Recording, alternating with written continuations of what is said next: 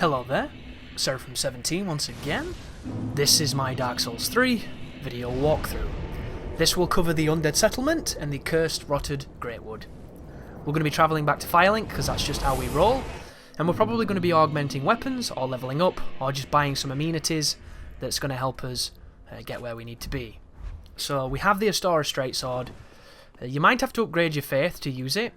I might have done that in the previous video. What we're going to be doing is we're going to be dumping the raw gem on it to infuse it, and we're going to be upgrading it. This is the weapon that's going to see us up to getting Anri's sword, and I swap off this a little bit earlier than I needed to because it's still quite a strong weapon. Because until you get high enough stats with your luck, Anri's sword is good, but it's not going to shine as much as it does in the late game. And once you get the Carthus Rouge to augment that bleed, you're going to be hitting hard, you're going to be hitting fast, and you're going to be causing bleed at a rate that some enemies just can't deal with. And it's an incredibly powerful composition of attacks. So here's me leveling up. I'm going to be dumping some points into Vigor. I recommend doing Vigor and Endurance more than doing attacks. It's the only game I would recommend doing that, because in this game scaling is very interesting. And I don't know if I like the way it works. It is subtler in this game, which is nice, and it does breed a lot of experimentation with different things. I haven't done Int or Faith yet, and every single time I go to try and stick an infusion on those weapons, it puts them to S scaling, so I'm hoping that, you know, magic and magic weapons are the way to go, and it's just not being experimented with yet. But I am ignorant of that, guys, so I'm just going to talk about the stuff that I've got at least some understanding of, which is this weapon with Raw on it early on is very strong. Level it up with some Titanite and let's get back to where we were and kill some dudes. So the Undead Settlement, I've got the bestiary in front of me. I'm going to go over some drops and over some interesting stuff, see if we can find something. So you know the peasant hollows, you've seen those guys, they come in a wide variety of dudes. Apparently, they drop harps, wooden hammers, charcoal, pine resin, fire gems, rubbish, and all kinds of trousers, which we all knew because I farmed them long enough to know what they drop. Then we have the Cathedral Evangelist, who's the lady who sings the Cradle of Filth lyrics, or the fat lady in the big hat, who can grab you with the fiery tickles. She is pretty dangerous. She has 657 life. Apparently her weakness is thrusting, so if you have any kind of rapier or thrusting attack, you're going to do more damage to that lady. And she's resistant to fire because, of course, she immolates herself, doesn't she? So that makes perfect sense. She drops her mace, she drops her outfit, she drops blessed gems, or blessed... I want to say blessed, but it looks like blessed gems. And she drops Titanite shards, so she drops some interesting stuff. Then we've got the Hollow Slave. The Hollow Slave are the enemies that I call thieves, which are the dudes with the whoppy hats, and they're all naked, and they do the scurrying around like assholes. Those guys. They drop Thrall Axes, Flamberges, Thrall Hoods, and Titanite Shards. I think the only one who drops a Flamberge is the guy who uses the Flamberge. That is a very rare weapon drop as well. I farmed that forever on PS4. And those dudes are apparently they're weak to poison and toxic, but why would you ever do that? Oh, that was me going to see good old... Is he called Yol, that guy? He's very important on a luck build because he can give you the hollowing stat, which enables you to put hollow on weapons and get a little bit more benefit from your stat. He also enables you to level up early, which is really nice, although you're going to pay a price for it. And you need to be aware, guys, there are certain weapons that do more damage against hollow people. So if you have a full 99 hollowing and you've gone through and you're trying to get that secret ending and everything, if somebody hits you with the Dark Souls 2 Mirror Sword, that will do more damage to you because you're hollow, so be very careful. It comes at a price, but it enables you to get, I think it's extra benefits from the luck. But once again, folks, I'm not 100% on that, so do your research, guys. The best thing I can do is to search around and figure out what's true, because there's a lot of misinformation, and I don't want mine to add to it. So all I will say is Hollow Infusion is the one that the game tells you improves luck, or is the one that you go with luck, and we're making a luck build, so there you go, folks. But firebombs are very effective here.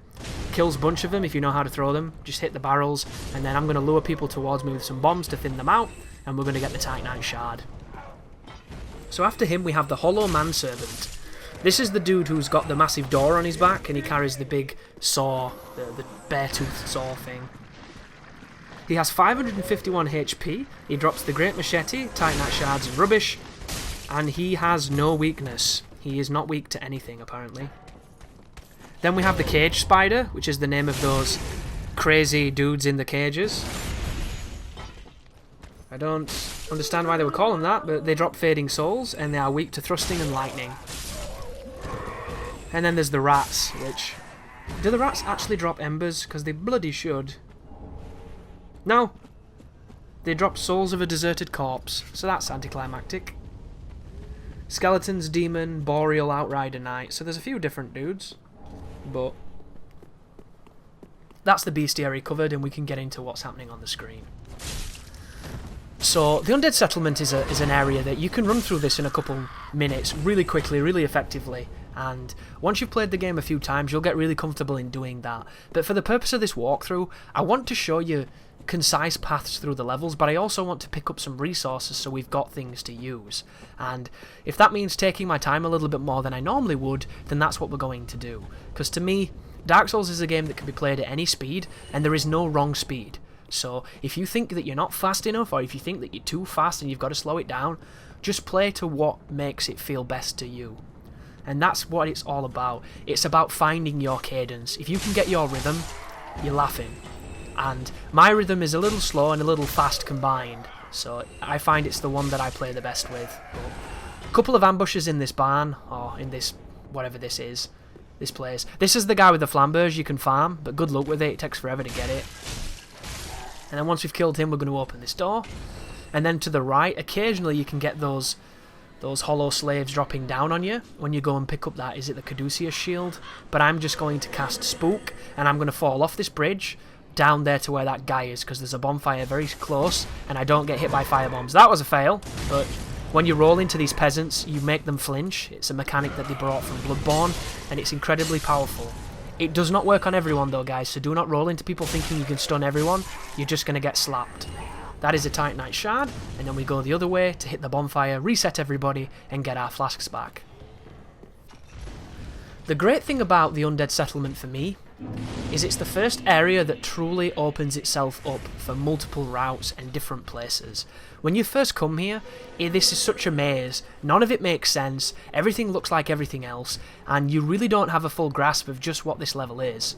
And I love that, I love the multi-tiered nature of it, and I love the fact that as you get better, it all makes more sense to you, and it becomes less of a labyrinth and more of a direct path as I drop off the cliff with the spook, and I take on these rats in this sewer. What we're doing here is we're opening up a traditional shortcut, but we're also getting to another bonfire. Right there I got the Cestus, which is my favourite parrying tool. I'm going to be popping that on in a moment. Dodge the giant rat, or tank it with your face, and then climb the ladder. When you get to this next bonfire, not only can you aggro the manservant from quite the distance, but you will also get invaded by a mound maker, who is actually very dangerous when you first fight him, because this game has a very different system of NPCs. The game works completely different to what you would expect from something like Dark Souls 1, and learning to fight NPCs can be quite tricky.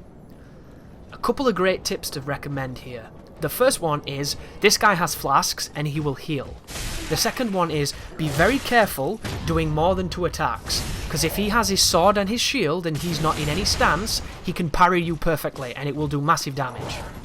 Be very careful. This guy can pull parries out the arse, so always be a little timid when he's just one-handing his weapon. Additionally, you cannot backstab him while he's flasking because he has an auto-rotate thing, which is really silly, really stupid, and I don't like it. He also does very big damage, so be real careful here. That is his weapon stance. It can be parried. He does a lot of damage though. It can be roll backstabbed. There, see? I was lucky then because he was just changing stances. If that was any early, I was parried and probably dead. So be very careful here. Roll backstab. There we go. Big damage. Get him with a wake up something. I went for the kick. He does a roll attack. Oh, he's healing. There's the heal. So notice how he only did 2 hits. The third hit probably would have got away with it, but I didn't want to risk it. Here he comes trying to buff himself. Interrupt his buff, but don't do too many attacks. And then hit him when he heals, but don't do too many, because you've got to be careful. And if he keeps getting into this rhythm of trying to buff himself, he's easy. But this dude is really dangerous. He's out of flasks now, so it means that all you have to do is kill him. There is him going for his buff. This should kill him now. There it was. See you later, Hodrick.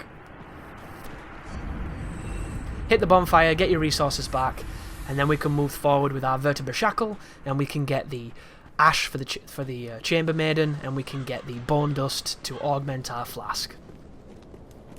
Be careful here too. If you have not made friendship with the giant, he will aim for you, and he has god aim, so be very careful. This gets real hectic real fast.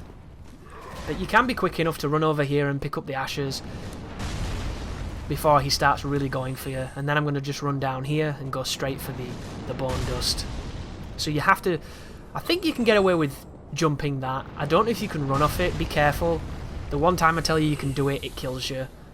And that can be run off. You don't have to jump. Oh, he's aiming for me. The next doorway is a bit of a choke point. There's a guy in there that will cock block you, but he's already... Oh, wow. See what I mean? Very careful. Whenever you're on the ground, if you press roll, once you've finished sliding, you will do a recovery roll, and you do not have to take damage on the ground. This is incredibly important for people that are saying that there was nothing they could do when they were on the floor, when there is. It's the same auto recovery, well, it's the same manual recovery that Bloodborne used. It's very effective. You need to use it. So here's me opening up the shortcut so that we can go back down there and we can get to the Road of Sacrifices, which is where we're going next. But before we do that, we have a date with a tree. So the cursed rotted Greatwood guy. This is another one of those areas where the frame rate on Xbox One can be a bit hit and miss in the first phase. The second phase is fine. All I do is I trigger the fight immediately by running up to the boss. I use the charcoal pine bundle because it gives you the most damage you can against this guy, I believe. And I hit his ball sack. Once his balls are done, you can go and hit his foot, do some extra damage to him. And I'm about to get kicked, which is really rare because I thought I'd stunned him and I didn't. Here it comes. There it was. He swipes me. Really sloppy, but we're already in the second phase, the game just doesn't know it yet. So he ass cracks the floor crumbles, we take no fall damage because this is a good game, and then we can proceed to do my strategy against this boss, which is not the fastest, but it's very effective. So this tree, when you're at a distance from him, has two moves he can do. Well, technically he's got three. He can move closer towards you, he can do like a stampede forward, or he can do this. This is what you're looking for.